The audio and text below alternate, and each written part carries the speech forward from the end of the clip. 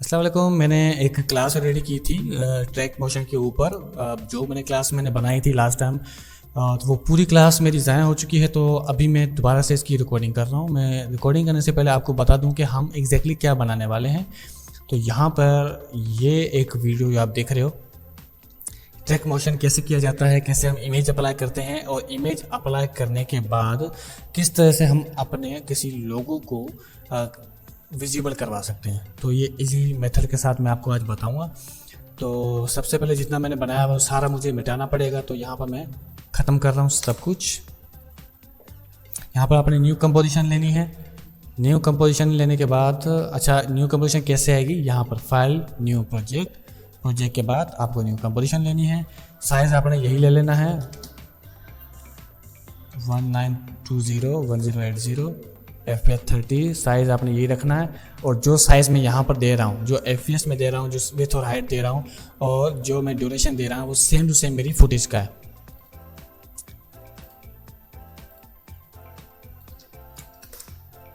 ठीक है, तो यहाँ पर आप देखोगे तो सेम साइज़ और यहाँ पर सब कुछ मेरा जो है फुटेज का वो सब सेम है। ठीक है, तो अब आपने क्या करना है, विंडोज़ के अंदर जाना है, यहाँ पर ट्रैकर के ऊपर क्लिक करना है। उसके बाद आपके पास यहाँ पर 4 तरह के ऑप्शन मिलेंगे, उनमें से हम सिर्फ एक ही यूज़ करेंगे, ट्रैक कैमरा।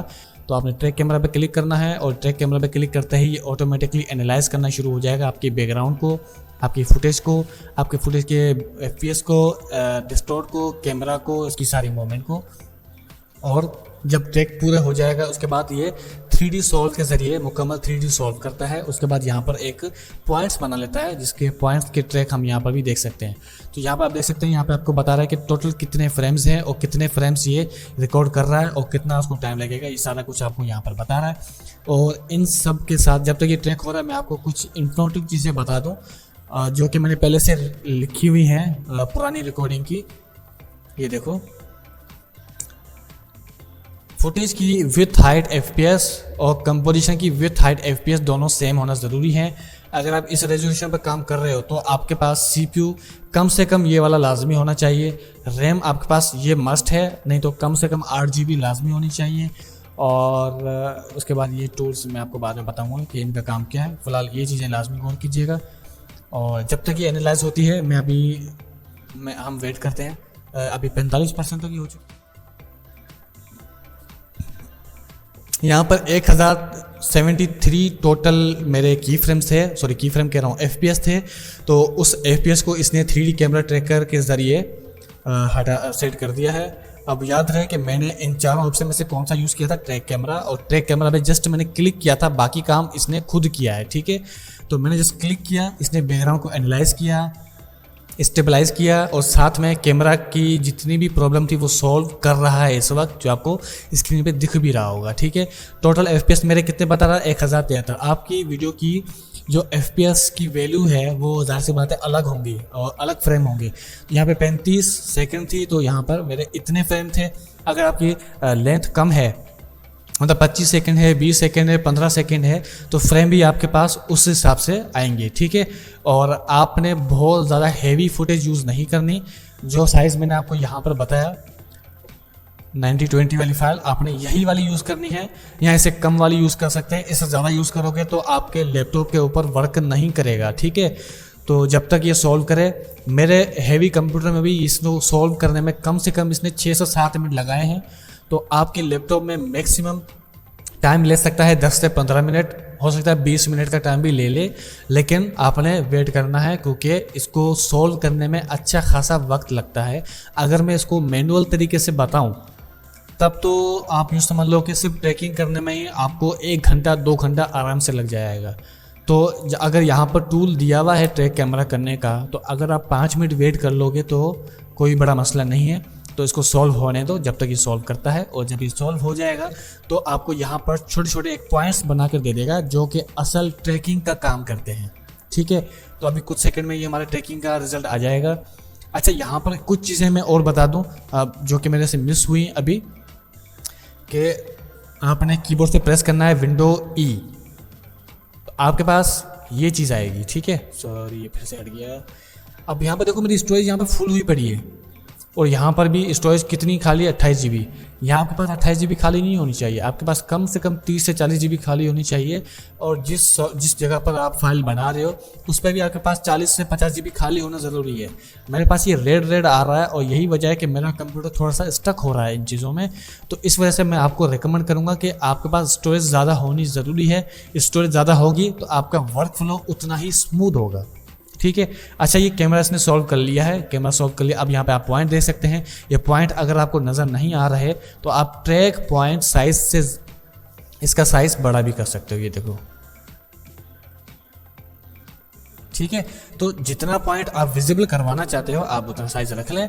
उसके बाद आपको थोड़ा सा वीडियो को जूम करना है और स्पेस के जरिए आप पैन कर सकते हो। पैन मतलब स्पेस, और ये देखो, ठीक है।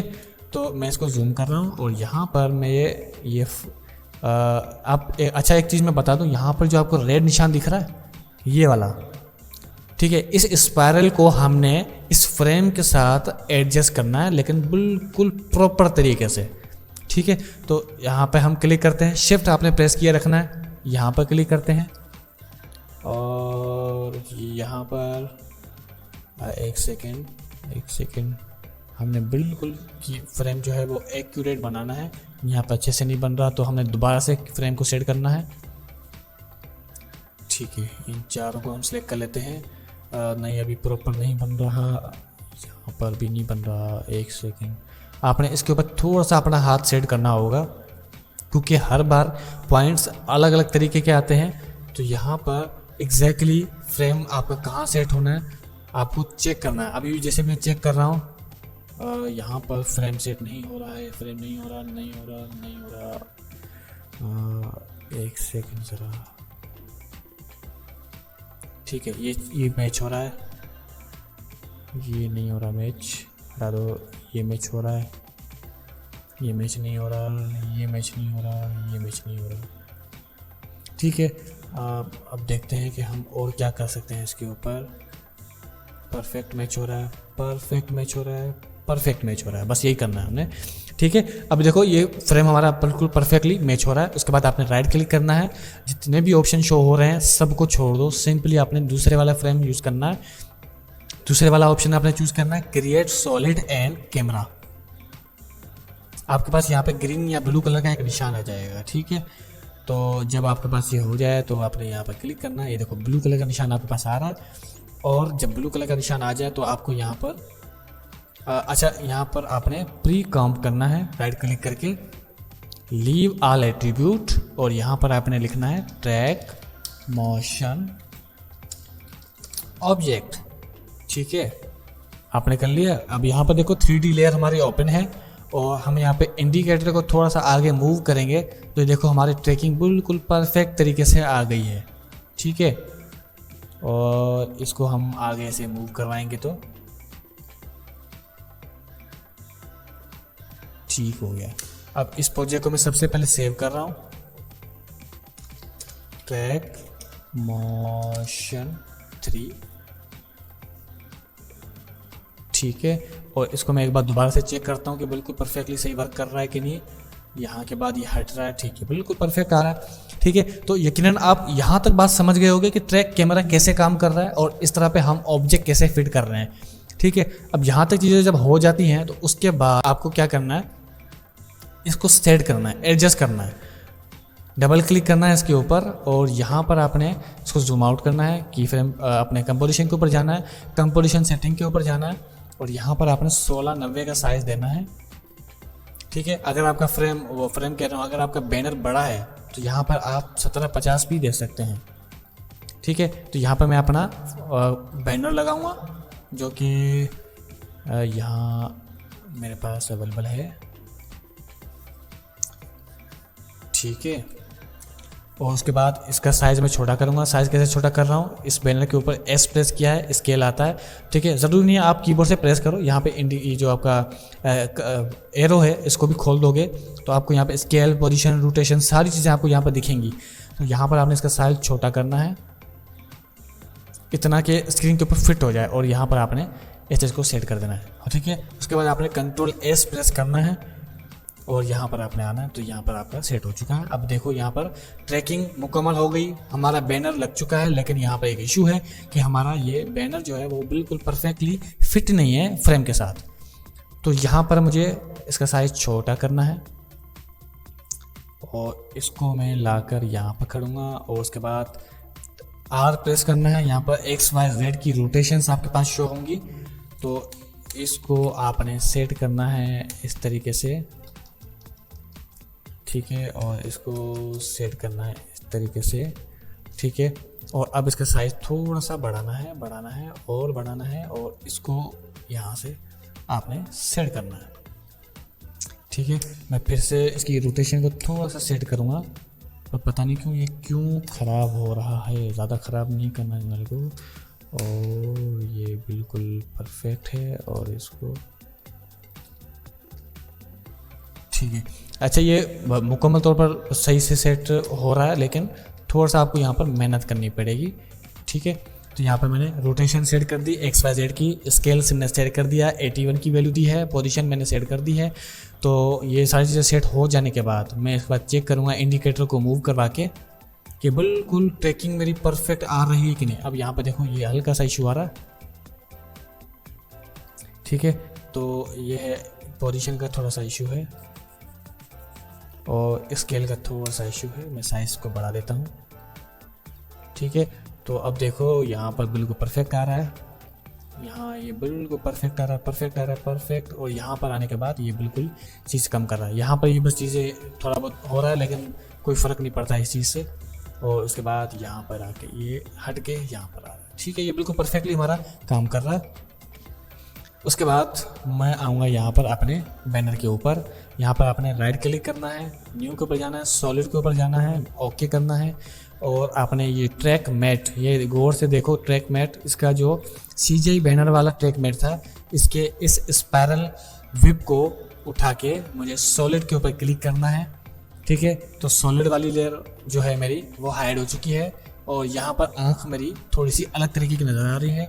उसके बाद यहाँ पर जो मेरी वाइट सॉलिड लेयर है, इसकी अपने स्केल पोजीशन आपने ओपन करनी है, लिंक आपने हटा देनी है और यहाँ पर आपने अपना एंकर पॉइंट को पकड़ना है। इस एंकर पॉइंट को आपने उठा के ऊपर रखना है, बिल्कुल टॉप के ऊपर, ठीक है। और यहाँ पर आपने स्टॉप वॉच पे क्लिक करना है, थोड़ा सा जूम करना है, यहाँ से 2 सेकंड्स पर आना है। दोबारा से यहाँ पर आपने की फ्रेम ऐड करना है, पुराने वाले की फ्रेम के ऊपर जाना है और वैल्यू अपने ऐड कर देनी है 0। तो अब इंडिकेटर को जब मैं ओपन कर रहा हूँ, अच्छा यहाँ पे छोटी सी गलती कर दी मैंने, फर्स्ट वाली आपने 100 ही रखनी है, सेकंड वाली 0 करनी है, ये देखो, ठीक है। तो इसको मैं सेव भी करता जा रहा हूँ साथ के साथ, और आप देखो ये मेरी कैसे चलेगी।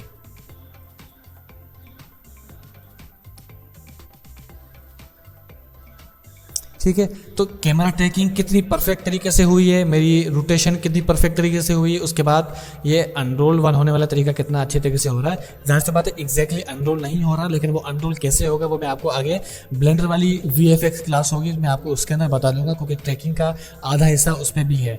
मैंने इससे पहले क्लास बनाई थी 1 घंटे की, लेकिन वो ज़ाया हो गई। तो अभी आप इस वाले हिस्से को ज़रा फोकस पे देखें, अच्छे से समझें इसको कि ट्रैकिंग किस तरीके से हो रही है और किस तरह से मैंने बैनर को ऐड किया है। इससे पहले हमने ट्रैक कैमरा किया, वो हिस्सा हमारा सही से काम कर रहा है, लेकिन ऊपर जब हम लोगो लगा रहे हैं वो हमारा बिल्कुल सही से काम नहीं कर रहा है। तो उसके लिए हम ट्रैक मोशन करते हैं, ट्रैक मोशन करेंगे हम अगली क्लास में।